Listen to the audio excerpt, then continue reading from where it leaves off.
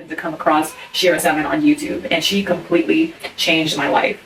And she basically taught me what a high value man is and what to look for when trying to find a husband.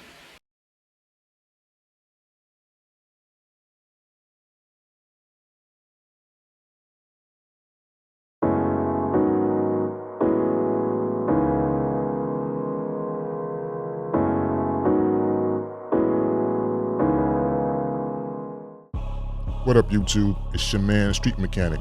Check this out. This is the follow-up video to the video I just did about Isis, the trophy wife. Now, after doing some searching, after doing some digging, I realized y'all need the backstory. So this should be like the prequel video to that video.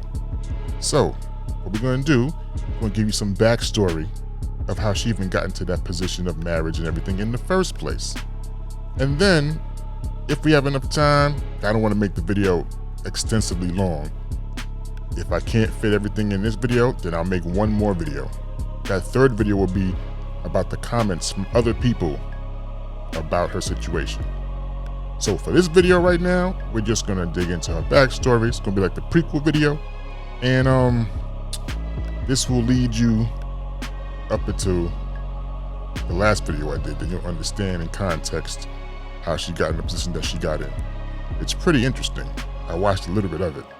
You'll really get the gist of how she even got into the position that she's in now. So let's just drop into that video and I'll be back. Hey ladies, welcome back to The New Trophy Wife. Hey ladies, welcome back to The New Trophy Wife. Today I'm going to be sharing my story with you guys about how I went from being a single mom to a spoiled housewife in less than 1 year. And you can too. So I had my first child when I was 17 years old. I intentionally got pregnant with my boyfriend at the time and basically turned into a child raising a child. A few years later had my second child. So after having 2 children and being a single mom, I think that my self-esteem was definitely low. I didn't know that at the time, but if I think back about the kind of men that I was choosing, it definitely was a reflection of my lower self-esteem. I think that growing up, I was not taught the kind of men that I should be looking to attract and be in a relationship with. My mom drilled into me, oh, go with the man that's going to be the best breeder. And I think society drilled into me to go after the thug, the street dude, the swag type dude, or whatever you want to call it. But neither one of those was the best approach to going about dating and attracting a husband. So, she intentionally had a kid at 17. You know, from this point on, this story can only go one way, downhill. A few years later, she had another kid. So she already has 2 boys. And no real parenting in sight. Because her mother telling her to find the best breeder is not helping her in any way, shape, or form. And who uses the term breeder? That's usually reserved for animals. So clearly, she wasn't getting the best advice from her mom. And I didn't hear about her father, so I'm gonna think that, well, you know, he wasn't in her life, so he couldn't guide her down the proper path. Clearly. Plus, society, media, television, telling her, yeah, go for the swag dude, aka the hood dude. The hood dude, that's a no-go either. That's not gonna help you. When you're trying to find a husband, that's definitely not gonna work in your favor. So, clearly she had to learn how to do this on her own. But let's continue on because it gets deeper. So after having my second child, I was working hard. I was making really good money. I think I was making about maybe $90K at the time, which for me as a 24-year-old woman was good. I thought I was doing good. I had my own plates. I owned my car.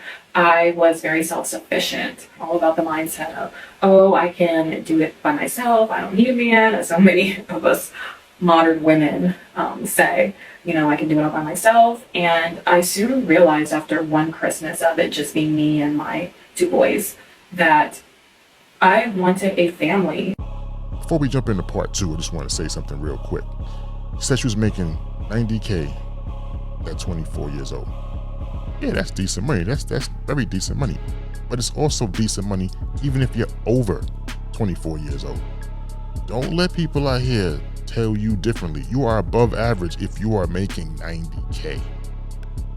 You're only 10K shy of six figures. I'm pretty sure with overtime, you will be in that six-figure crew. So, once again, don't let people out here tell you anything different. 90K, you can rock. Let's get into part two. I happened to come in quickly that everything that glitters is not gold. I happened to come across Shira 7 on YouTube, and she completely changed my life. And she basically taught me what a high value man is and what to look for when trying to find a husband. So Shira 7, of all people, of course, yes, she changes lives. She definitely changes lives. Taught you what a high value man is.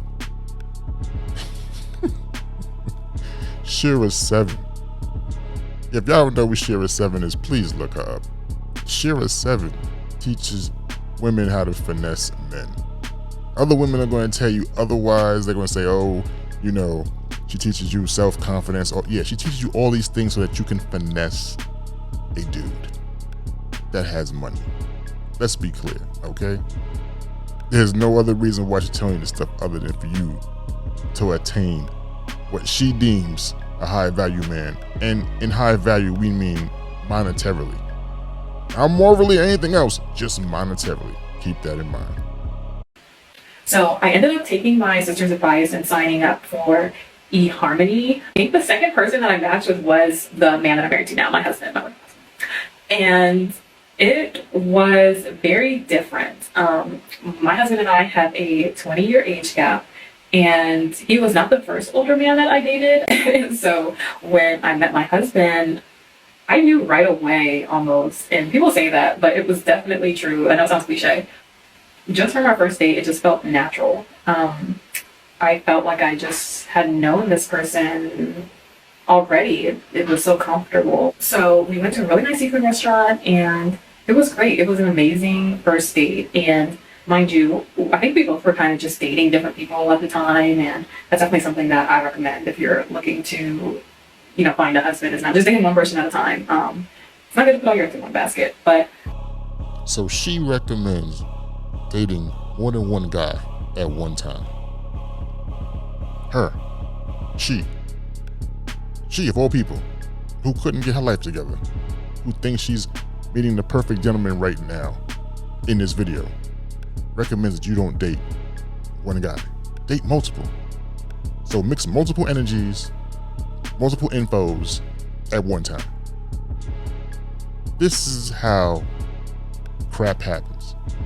If you're really trying to get to know somebody, you're supposed to focus on that one person. If that one don't work out, then you go to the next one. But if you want to do 3 at a time and think that's a good thing, which nowadays women is promoting as a good thing, you go right ahead.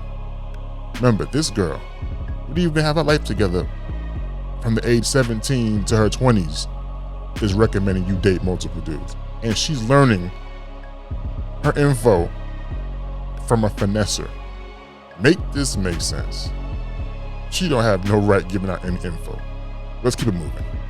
We had a great first date, and I think he ended up asking me to be his girlfriend on the first date, and I said I would think about it. I'm not just going to agree to be your girlfriend just after meeting you, because I know that you just want me to be your girlfriend so that you can get in my pants. So I didn't agree, and we both were, we were talking, but then for some reason we kind of stopped talking for a little while, and we both were dating other people and doing our own thing, and then I had gotten into a serious relationship with somebody, and I ended up falling for the girlfriend trap. But that guy had really been investing a lot into me and doing a lot for me, so I kind of felt like I had to agree to be his girlfriend, because he asked me multiple times, and I finally agreed. So after me and him broke up, it didn't feel good. It didn't feel like a family, the kind of family that I was wanting. So I ended up breaking up with him, and we were living together. And I just packed all my stuff and left.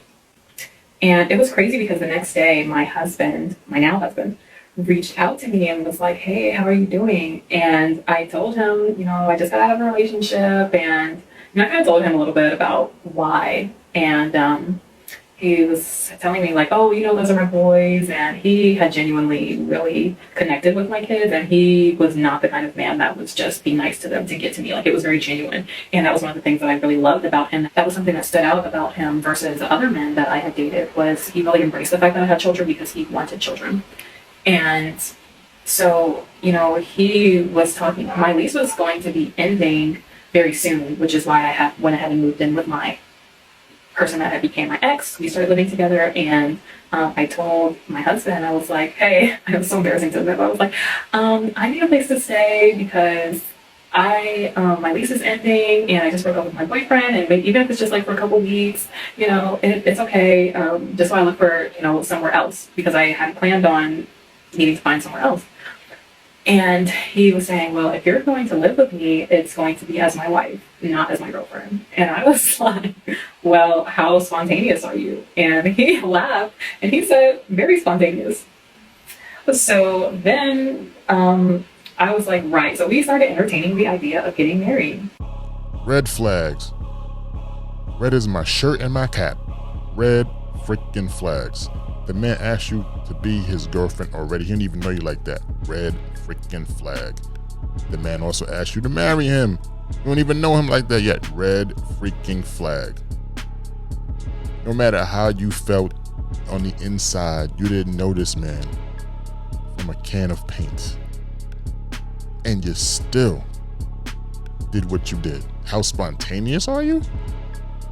So you really entertained the thought of getting married to a man that you didn't even know. You skipped steps. You skipped steps. You skipped through the red flags and you skipped steps. You went through the red flags and you skipped freaking steps. And you, boy. And you wonder why things are the way they are. There's a chronological order of things that you're supposed to follow. You just don't skip steps. You're setting yourself up for failure. Oh, all right, part 3, let's go. Immediately. And I, didn't want to get my hopes up, so I just said that, he's saying all these things, but I'm going to see what action he takes. And so I had just got paid, and I was like, okay, we seem like we're really talking about seriously entertaining the idea of getting married. So I'm going to go and get the wedding ring. We were talking about getting married like the next week, and he was out of town in Colorado, so we hadn't seen each other. This is all talk over the phone, over FaceTime. So I went and got his ring. I think I paid like $300 for it. It wasn't like a super flashy ring like the one he has now, which is completely a lot better. But I went and got his ring, and the next time we talked on FaceTime, I was like, I did something. And he was like, what did you do? I was like, I got your wedding ring. So he was like, no, you didn't. Show me. So I showed him. I said, yeah, I actually did it. I don't know if you were really being serious, but, we were talking about getting married. So then after that, I think it was like the next day, somebody told me to go online and check my eHarmony profile. So I went on there and I saw that he had updated his picture, and I was like, oh no, this dude is playing around. Like, I'm glad I didn't spend a whole bunch of money on this ring. Like, he was just playing. And I screenshotted it and sent him a picture, and I said, it doesn't seem like we're on the same page. So yeah, I'm done with this. And he texted me, he was like, or I think he tried to call me, I didn't answer. And he texted me and he was like, no, I'm serious, I am going to marry you, in caps. And I think that evening he ended up going and buying my ring. He went and bought my ring. And the ring that he got me is not the ring I have now. It was a nice ring, but it wasn't nearly as big as the rock that I'm currently sporting. But when he showed it to me, in my head, I said, it's not about the ring, it's about the marriage. And I definitely think that that's something that you ladies should keep in mind, is that if a man's going to propose to you, don't make it about the ring, because that can really turn a man off and make him think that that's all that you care about, is having a big ring, when it's more important to have the marriage. And I knew that in my heart. I was like, all right, I'm not going to say anything about the size of the ring. It's still a nice ring. I'm going to take it and we're going to get married. So we ended up getting married the next week. Everybody was shocked. Also, something that I want to let you guys know is that becoming his wife and really being the kind of woman that could just get a ring like that took work. At that time, I had really become a better version of myself, a better version of the woman that was dating thugs and, living in some kind of secular lifestyle. I had to become the kind of woman that a man would want to take around his colleagues and or his mother and be the woman of adding value to him just by standing next to him. But yeah, I know it's kind of a interesting story, but I also helped two of my sisters to get married. They both got married in less than a year as well. So I'm really good at knowing how to get women the ring and to get the kind of men that you would be proud of. So if you ladies are interested in learning more about how to become a trophy wife. If you want to learn more about becoming a trophy wife, do not listen to her. That's for sure.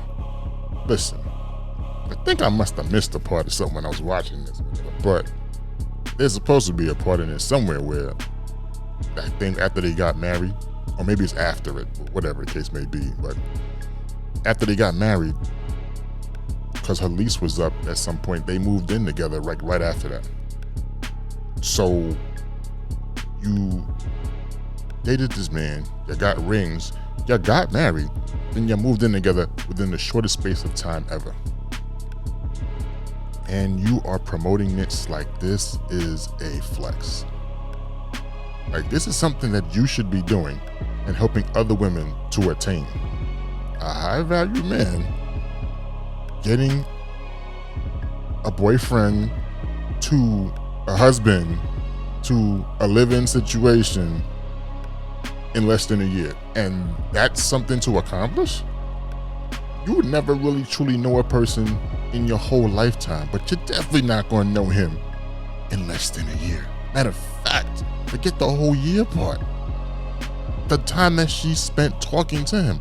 She jumped from the dude she was with to the husband she's with now. And then you wonder why crap is messed up. So she never got to know who he was really. She already had 2 kids. He wants to have kids. So clearly when you go back to the other video, in total she has 4 kids. She has 2 kids with him, girls. She has 2 boys coming into that situation. Oh, and she jumped from one situation to the next.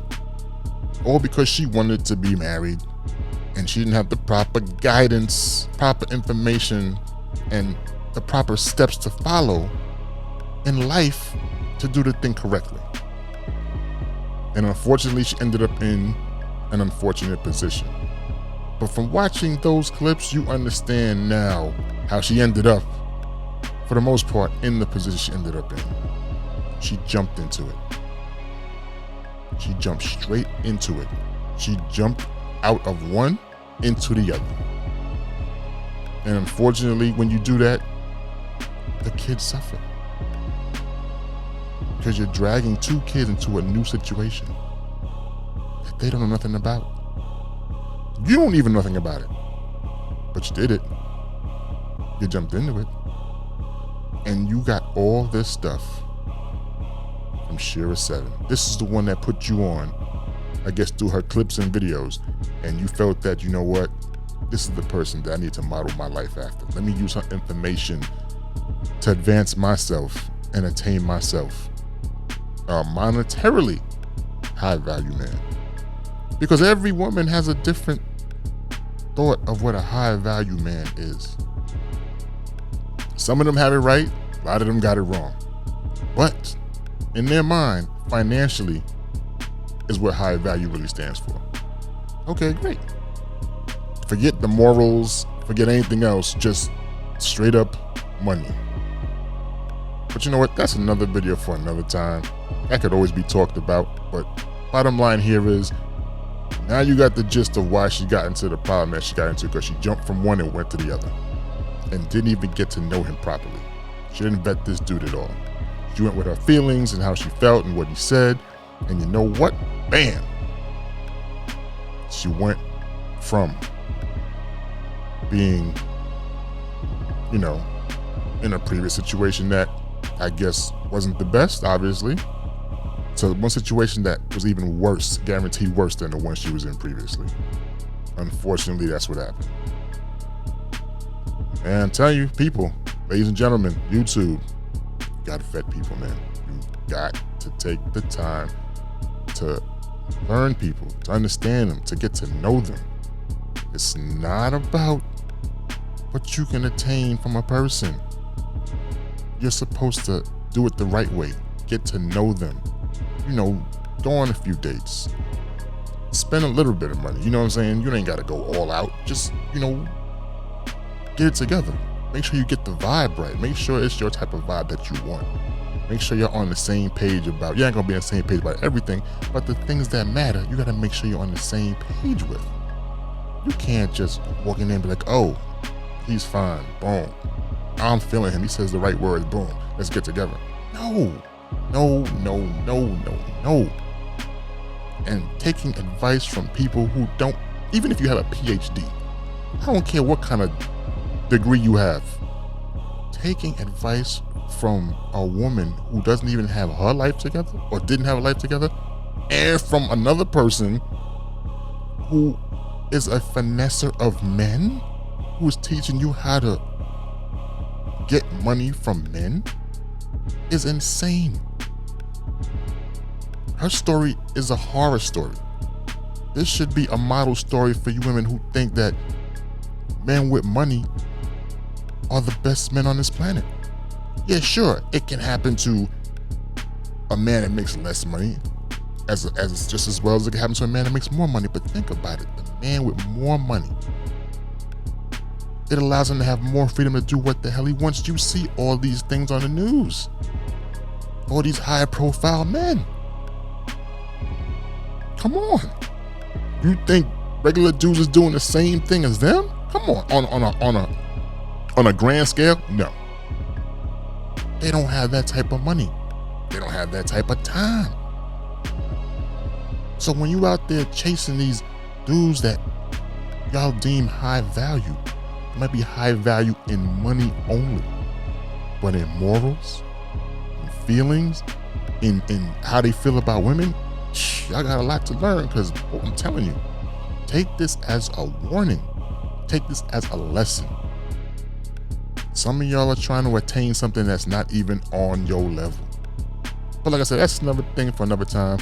Listen, you got your backstory. Now you understand how she got into what she got into. And since this video has already been long enough, I'm going to save the final video for all the comments about her situation. There's some interesting comments, best believe. You got to listen to those. Anyway, once again, people, it's the Street Mechanic. Until the next video, which that's going to be one to listen to, one interesting one, trust and believe.